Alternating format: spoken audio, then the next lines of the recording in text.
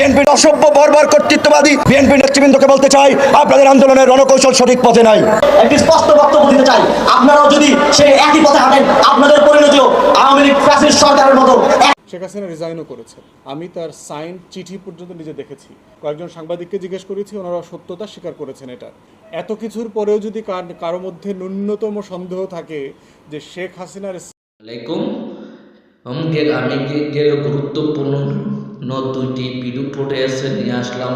এই ভিডিওতে থাকবে দুইটি ভিডিও ফুটেজ এবং অন্তর্বর্তীকালীন সরকারের এমপি মন্ত্রীরা বিএনপি সরকারকে হুঁশিয়ার বার্তা দিল, বিএনপি সরকার কখনো ক্ষমতায় আসতে পারবে না, নামগুলা মুছে যাবে। এবং বিএনপি সরকারের আমলে ছিল হাওয়া ভবন গুম খুম সব চলত।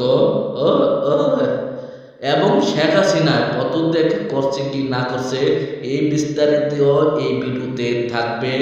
শেখ হাসিনা পদত্যাগ করছে, বিএনপির এক সিনিয়র নেতা এই বিষয় নিয়ে পরিষ্কারভাবে তথ্য দিয়েছে।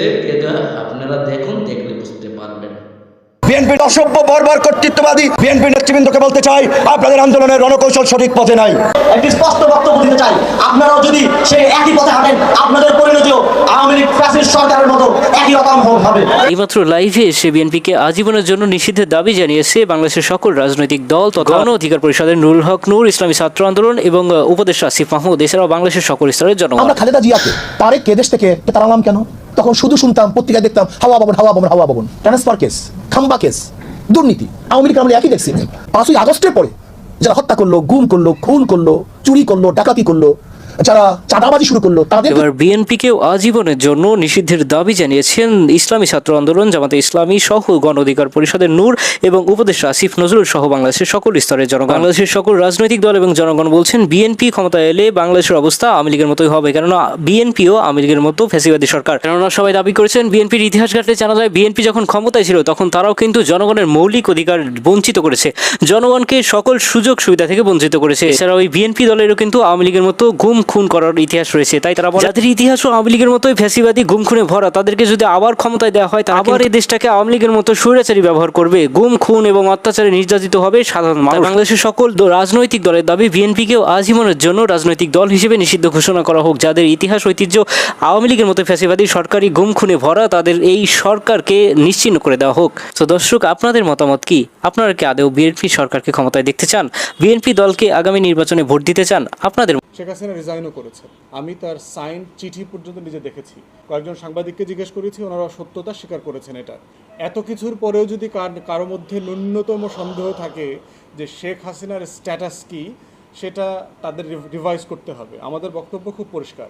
পৃথিবীতে বহু স্বৈরশাসক রেজিগনেশন করার সময় পান নাই। পৃথিবীর বহু স্বৈরশাসককে রাজপ্রাসাদে ধরে গাছের সাথে ঝুলায়, পিলারের সাথে ঝুলায়, গুলি করে গিলোটিনে মেরে ফেলা হয়েছে।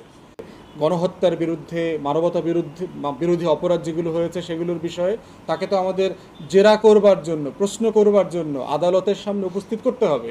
তো ওই জন্য উনি যদি চট করে আসতে চায়, চট করে আসবে, উনি আবার চট করে কাশিমপুরে চলে যাবে, চট করে কেরানীগঞ্জে চলে যাবে, এটা ওনার রাইট আছে, কোনো সমস্যা নাই। বাংলাদেশের ভিতরে উনি থাকবেন। সাদ্দাম হোসেনের ব্যাপার দেখেন, লিবিয়ার গাদ্দাফির বাস্তবতা দেখেন, অথবা হোসনি মোবারক মিশরে এখনও বেঁচে আছে। হোসনি মোবারককে কি এখন বলতে পারবে যে আমাকে বৈধভাবে সরিয়েছে, অবৈধভাবে সরিয়েছে? গণ অভ্যুত্থানের নেইচারই হচ্ছে রাস্তায়, রাজপথে জনগণ ডিসাইড করবে কে ওই লাল দালানটাতে থাকবে, থাকবে না, কে কাশিমপুরে যাবে, কে কেরানীগঞ্জে যাবে, এটা রাজপথ থেকে ঠিক করে দেওয়া হবে। শেখ হাসিনা পদত্যাগ করেছে কি করে নাই, তার স্ট্যাটাস কি, এটা নিয়ে অনেক হইচই আলোচনা হচ্ছে। বিষয় হচ্ছে যে এটা বর্তমান বাস্তবতায় কোনো প্রাসঙ্গিক প্রশ্ন না। গণ অভ্যুত্থানের পরে যখন কোনো সরকারকে ফেলে দেওয়া হয়, সেই ফেলে দেওয়া সরকারের বৈধতার আলোচনা আর প্রাসঙ্গিক থাকে না। সেই জন্য শেখ হাসিনা পদত্যাগ করেছে অথবা করে নাই, এটা একদমই খুব অপ্রাসঙ্গিক আলোচনা, এটা প্রয়োজন নাই। বাংলাদেশের জনগণ সিদ্ধান্ত নিয়ে বলে দিয়েছে যে আমরা শেখ হাসিনাকে আর দেশের প্রধান মানি না।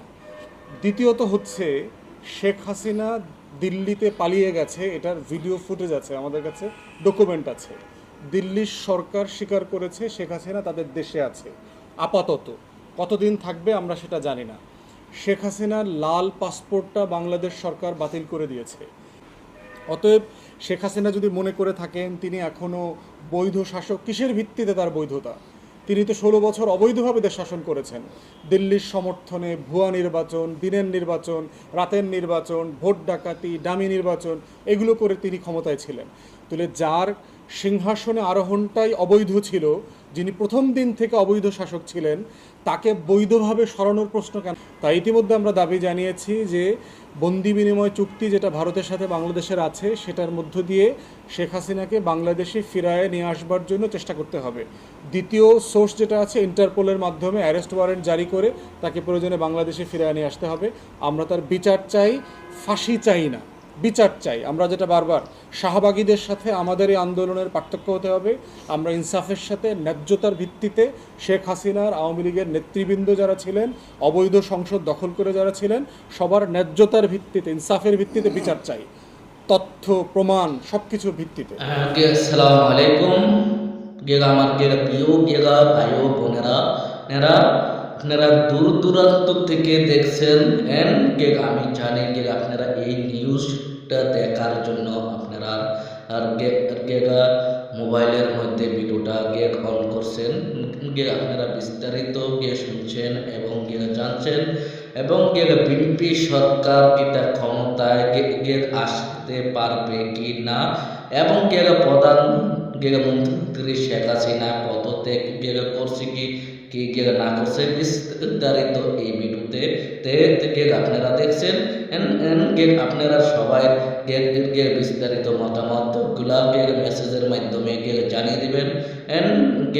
এবং আমি এবারের মতো বিদায় নিচ্ছি। আসসালামু আলাইকুম।